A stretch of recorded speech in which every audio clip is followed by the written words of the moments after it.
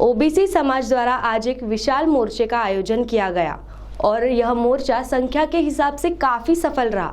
मोर्चे की सफलता पर पालक मंत्री विजय वडेट्टीवार ने क्या प्रतिक्रिया व्यक्त की, देखते हैं खबर में।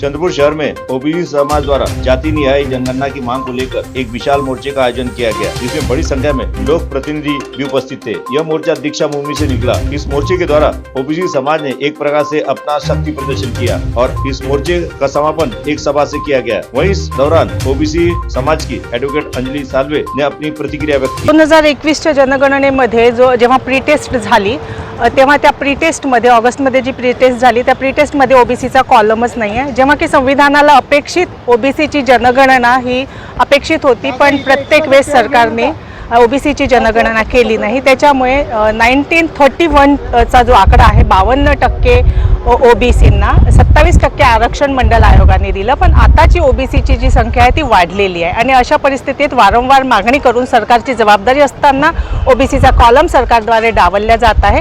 त्याच्यामुळे येणाऱ्या जनगणनेमध्ये 2021च्या जनगणनेत ओबीसी व्हीजेएनटी डीएनटी एसबीसीचा कॉलम नाही, म्हणून आमचा जनगणनेत सहभाग नाही हा नारा बुलंद करत इथे या मोर्चाचं आयोजन झालेलं आहे। वहीं दूसरी ओर पालक मंत्री विजय वडेट्टीवार ने मोर्चे के सफल होने पर समाधान व्यक्त किया। या मोर्चाने महाराष्ट्राच्या शेवटचा जिल्हा आणि या जिल्ह्यातील ओबीसींच्या भावना निश्चितच केंद्र सरकारपर्यंत पोहोचतील।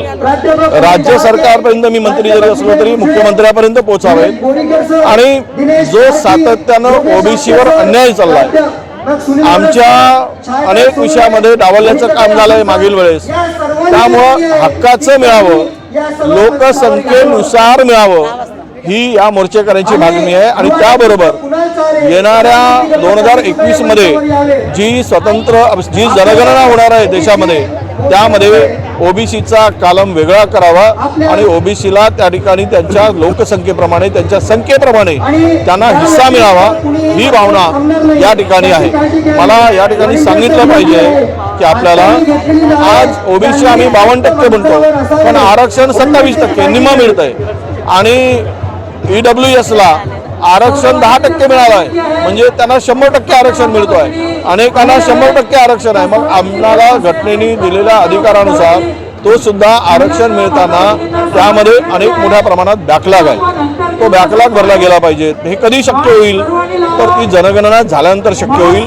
म्हणून हा सफल मोर्चा ओबीसीनी आपला संदेश देण्यासाठी, आपल्या भावना प्रगट करण्यासाठी हा मोर्चा आयोजित केला आहे आणि हा सफल मोर्चा निश्चितच महाराष्ट्रात देशात या मोर्चाच्या नुसार ओबीसी जागृत होईल आणि आंदोलन करेल आणि नक्की त्याला देशभरातून पाठिंबा मिळेल आणि ओबीसीची स्वतंत्र जनगणना होण्याचा मार्ग मोकळा होईल हा विश्वास मला वाटतोय।